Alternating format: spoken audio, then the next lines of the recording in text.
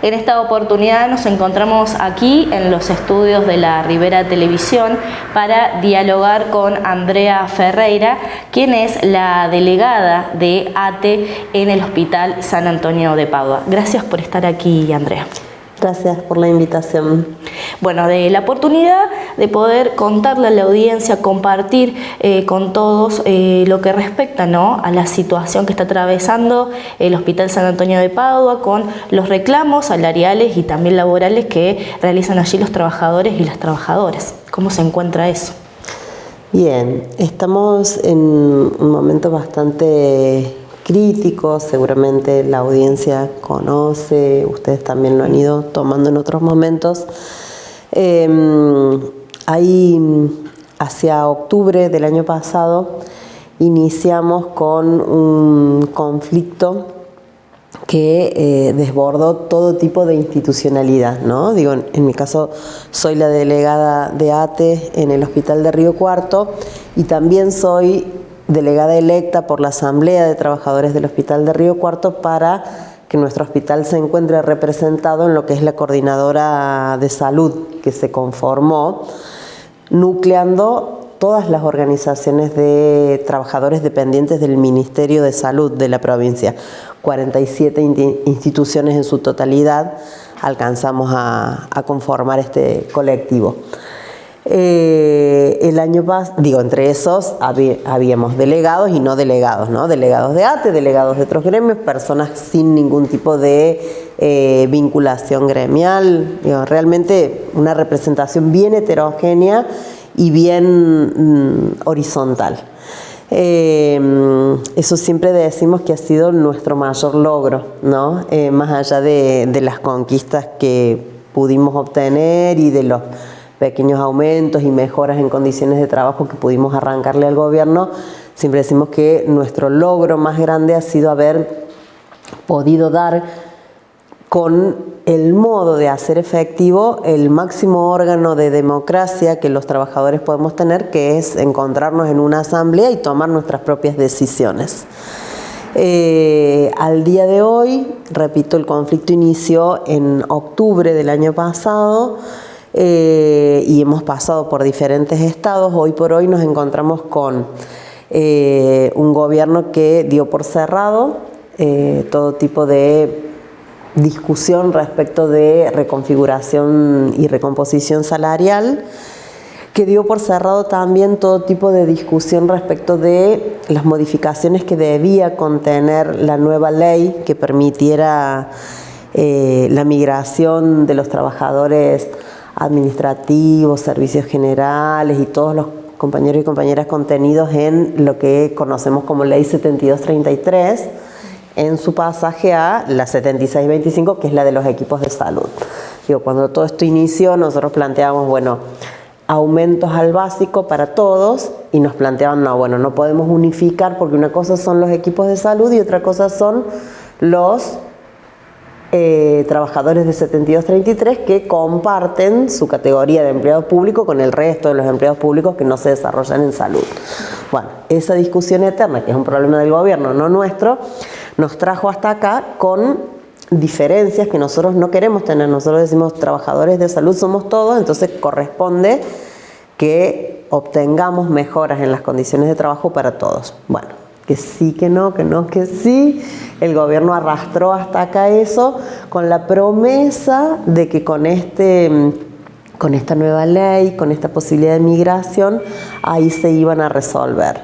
Nos pusimos a trabajar y después finalmente sucedió lo que suponíamos que podía suceder, pero igual había que hacer la apuesta, que es que el gobierno sacó esta ley como quiso, y en ese como quiso implica no tomar en cuenta ninguna de las puntuaciones que los trabajadores hicimos, tanto los trabajadores nucleados en Salud de Córdoba Unida como los trabajadores agremiados. ATE presentó una propuesta que tampoco se consideró. Tengo entendido que ATSA, que hasta el propio CEP hicieron observaciones respecto de dos artículos muy complejos que obviamente no fueron tomadas en cuenta. Son 7 meses. Las respuestas han sido parciales, o sea, no sería justo decir que no ha habido ningún tipo de respuesta.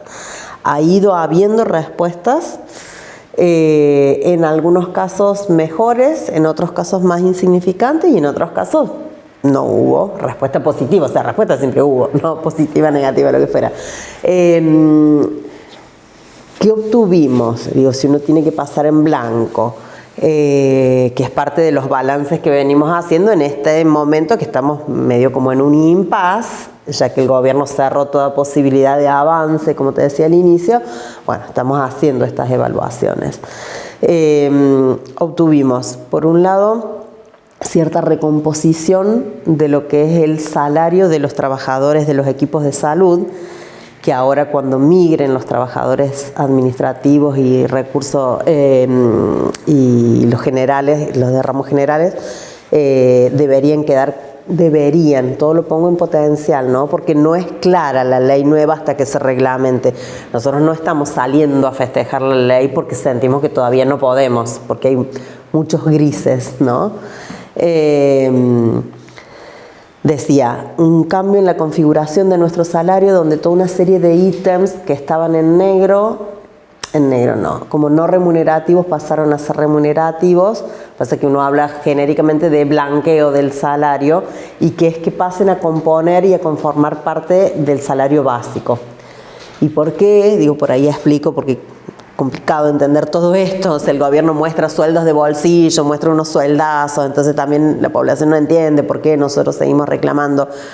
Digo, lo primero que necesitamos saber es que esos salarios que muestra el gobierno no son ni la media ni el conjunto de los trabajadores de la salud, ¿sí? Es algún pequeño sector con toda la antigüedad, con todas las categorías, con, digamos, como el sector de mayor ventaja dentro de la escala salarial. Bueno, eso es lo que el gobierno está mostrando.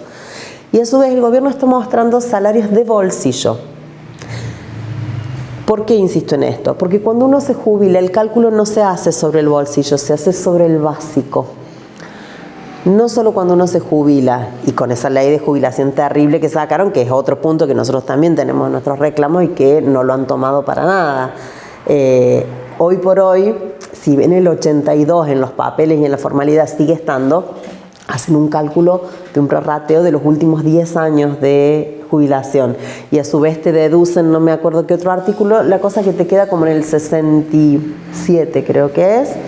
Imagínate un prorrateo a 10 años con los índices inflacionarios que tenemos de cuánto están siendo las jubilaciones. Entonces necesitamos aumentar el básico por la jubilación, necesitamos derogar la ley de jubilación y necesitamos aumentar el básico también porque no hace falta esperar a jubilarte. Cuando vos estás en actividad, está tu salario básico y están toda una serie de ítems remunerativos y no remunerativos que componen tu sueldo de bolsillo. Cuando vos tomas licencia por maternidad, por enfermedad, por vacaciones inclusive, hay una serie de ítems que vos dejás de cobrar, con lo cual tu salario de bolsillo se achica y mucho también. Entonces, si uno se queda con un básico chiquitito y después todo lo otro es lo que te va aumentando el bolsillo, cuando vos perdés tu condición de trabajador activo, por cuestiones que te estoy nombrando que son simples, ¿no? O sea, las vacaciones que están dentro de la ley, la licencia por maternidad que está dentro de la ley y la licencia por enfermedad que está dentro de la ley. Bueno, en cualquiera de esos casos vos perdés esos ítems. Bueno, con todo eso tiene que ver. Entonces digo, es un logro haber podido pasar una serie de estos ítems al básico y que quede un básico un poco más elevado. ¿Es suficiente? No, no es suficiente, porque nosotros pedimos un básico que esté a la altura de la canasta básica total familiar. Ese básico no lo hemos logrado. Y al mantener desde el gobierno esta división en las dos leyes, nosotros tenemos compañeros de la ley 7233 que hoy por hoy están con salarios básicos de 66.000 pesos. La canasta básica ronda los 200, 190 y no me acuerdo cuánto. 66.000 pesos es un tercio de canasta básica, ¿sí?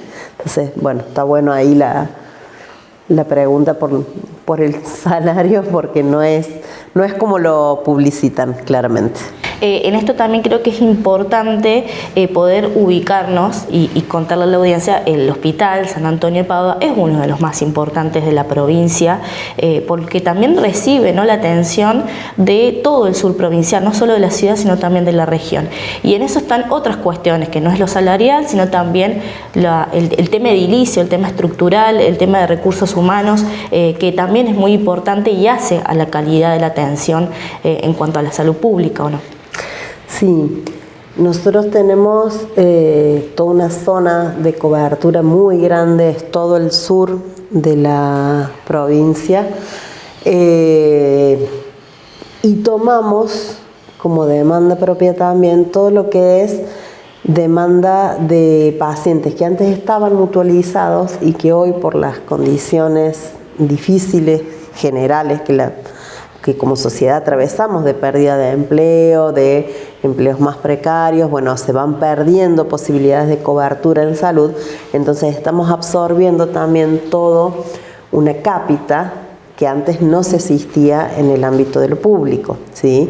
Entonces, nuestros números de pacientes, usuarios del sistema de salud pública, se incrementan al mismo tiempo en que el personal va disminuyendo, ¿sí? Porque la tendencia es a la disminución. Si uno observa los números totales, más allá de que el gobierno ahora publicita, no, bueno, porque nombramos 400 nuevos empleados, bueno, sí, a ver, la planta de trabajadores es de 16.000, 400 no hace como un gran volumen, ¿no? Y más allá de eso, si uno mira históricamente, la curva de ingreso de trabajadores va en descenso desde hace 20 años aproximadamente. Hubo un pequeño incremento en situación de pandemia, de contratos ahí bastante precarios y puntuales que se incorporaron a trabajar por la situación crítica, pero la curva es en descenso, al igual que la curva general de inversión de presupuesto en salud, ¿sí? Nosotros tenemos hoy, creo que es alrededor del 4.7, me parece que en ese orden ronda el porcentaje de lo que se invierte en salud, cuando, bueno, ni hablar la OMS hace años que ha planteado un mínimo, un piso del 10%, ¿no? Digo, pero nuestros propios gobiernos han tenido otras épocas con mayores inversiones. Entre 20 y 25 años tenemos ahí una reconfiguración a la baja en inversión presupuestaria y en inclusión de personal para trabajar. Hay claramente un déficit. ¿Cómo lo enfrentan los trabajadores diariamente a eso? Con muchísimo desgaste, con muchísimo cansancio. Tenemos estudios hechos, la mayoría de los trabajadores estamos en situación de burnout, puntuamos positivamente para lo que son las escalas estandarizadas para medir burnout. La situación diaria, si ustedes se llegan al hospital, la van a ver. Al existir faltante de turnos, ¿qué pasa? Por ejemplo, el paciente va, solicita el turno, le dicen que no hay disponibilidad. Y es real que no hay disponibilidad, porque al no haber profesionales no hay disponibilidad de turnos. Entonces, ¿qué hacen? Se van, por ejemplo, a la puerta del internado. Entonces, cada vez que uno entra o sale para atender a los pacientes o a los familiares en situación de internación, te encuentras con 6, 7, 10 pacientes pidiéndote respuestas de manera personal de por qué no hay turnos. Respuestas que uno no tiene, pacientes que demandan sobre turnos que uno termina incluyendo, porque obviamente, estoy hablando en este caso, por ejemplo, de salud mental, que es el servicio donde yo trabajo. Nosotros sabemos que un paciente que no tiene sus controles, no recibe su medicación a tiempo, es un paciente que puede descompensarse y que puede terminar requiriendo internación. Entonces, de alguna manera u otra, uno termina haciendo asistencias para no dejar a los usuarios sin respuesta, pero ¿qué pasa? Terminas asistiendo mal, terminas asistiendo al límite de la mala praxis, porque respondes al paciente sin las condiciones para poder hacer una entrevista bien hecha, destinarle tiempo, destinarle ahí una escucha de calidad, por ejemplo, ¿no? Y esta situación que es la nuestra, me consta que es la misma situación de neurología, me consta que es la misma situación de otros servicios que se encuentran igual de desbordados y sin incorporación de personal, más allá de que se viene demandando desde hace muchos años y por nota y como corresponde por todas las vías, la incorporación de personal. Lo mismo pasa si uno piensa en las infraestructuras y los espacios de funcionamiento, ¿no? Por último, Andrea, ¿cuáles son las expectativas para el segundo semestre en cuanto, bueno, a términos salariales y también laborales? Las expectativas para el segundo semestre tienen que ver con poder seguir avanzando, que la ley se reglamente como corresponde, que se deroguen los artículos que no debieran estar en la ley, que tienen que ver en un caso con los subgrupos ocupacionales y en otro caso con la modalidad consignada como jornada de trabajo. La modificación, esta ley nueva, incluye una posibilidad de conceptualizar el trabajo en módulos y prestaciones, con lo cual para nosotros se abre toda una puerta ahí a tercerización, precarización, flexibilización, privatización de las prácticas en salud y nos parece realmente grave. Entonces, por un lado esto, ¿no? Como atentos a qué pasa con la ley, a que nuestros compañeros puedan migrar sin pérdida de los derechos históricamente adquiridos y por otro lado realmente que exista una recomposición real del salario, ¿no? Nosotros hablamos de recomposición y no de aumentos salariales porque como nuestros salarios vienen perdiendo poder adquisitivo desde hace más de 20 años, bueno, entendemos que lo que corresponde es recomponerlo, no un aumento. Bueno, Andrea, muchísimas gracias por estar aquí, también por compartir con toda la audiencia de la ciudad, también de la región que nos están viendo, acerca de la situación que atraviesan los trabajadores y las trabajadoras de la salud en la ciudad, pero que también es un reflejo de lo que pasa en otras ciudades de la provincia. Así que muchísimas gracias. No, gracias a ustedes, gracias a la audiencia por escuchar.